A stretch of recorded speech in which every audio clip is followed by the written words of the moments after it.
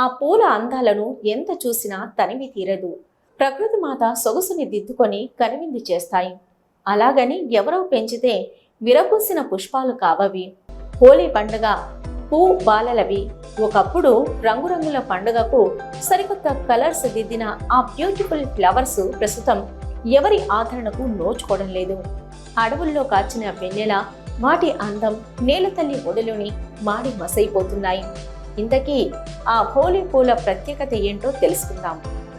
అడవిలో మొక్కలన్నీ మోడుబారుతున్న వేళ అడవి తల్లి ఒడిలో అందంగా విచ్చుకునే పుష్పాలు మోదుగ పూలు. హోలీకి నెల రోజుల ముందు నుంచే చెట్ల నిండా విరబూసిన మోదుగ పువ్వులు ప్రకృతికి అందాన్ని తెచ్చిపెడుతున్నాయి. హోలీ పండుగ కోసం రంగుల లోకాన్ని ఆవిష్కరించే ప్రకృతి అద్భుతాలు ఇవి.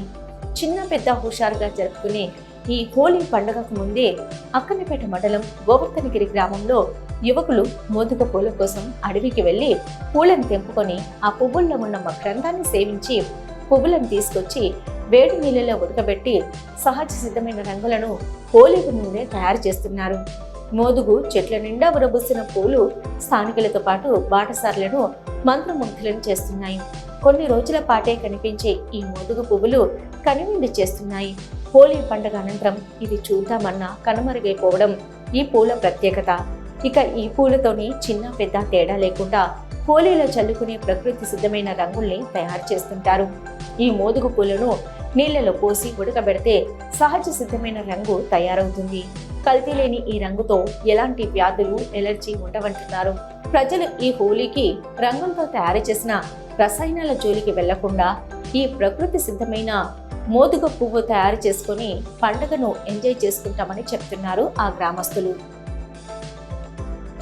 దీనికి హోలీ పండుగ రోజు మన సాంప్రదాయ ప్రకారం ఏంటంటే రసాయన ఎరువులు వాడితే ఆరోగ్యానికి హెల్త్కు చెడు అవుతుందని దీన్ని మేము మన పల్లెటూరు పద్ధతి ప్రకారం దీన్ని పువ్వు తెంపుకొని వెంటనే పువ్వు తెంపి దాన్ని ఉడకబెట్టి ఆరబెట్టి హోలీ పండుగ రోజు 2 రోజుల ముందు దాన్ని చల్లుకుంటే ఎలాంటి ఆరోగ్యానికి ఏది ఉండదు, మంచి జరుగుతుంది.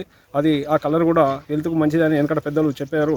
దాన్ని అదేవిధంగా మేము దానిలో వెళ్ళే మకరందం కూడా పొద్దున ఎర్లీ మార్నింగ్ అంటే పొద్దున్నే తాగితే దానిలో మకరందం వెళ్తుంది. అందులో 6-7 పువ్వులు తాగితే దాదాపుగా ఓ 50 గ్రామ్స్ దాకా వస్తుంది. దాన్ని తాగితే హెల్త్కు మంచిదని పెద్దలు చెప్పారు. అదేవిధంగా మాకు కూడా తింటే అది బాగానే అనిపించింది. సూరా 33 కోట్ల దేవతలు అమృతం కోసం కొట్టుకోవడం జరిగింది. అమృతం ఎలా ఉంటుందో తెలియక అదే మాకు సహజసిద్ధంగా ఉన్న గోగి పూలో మేము అది పొద్దునే వెళ్ళి గోగి పువ్వు తీసుకొని అందులో మకరందాన్ని తాగుదాం. అది అమృతం కన్నా గొప్పగా ఉంటుంది. అమృతం ఎలా ఉంటుందో తెలియదు కానీ ఇది మాకు అమృతం కన్నా గొప్పది.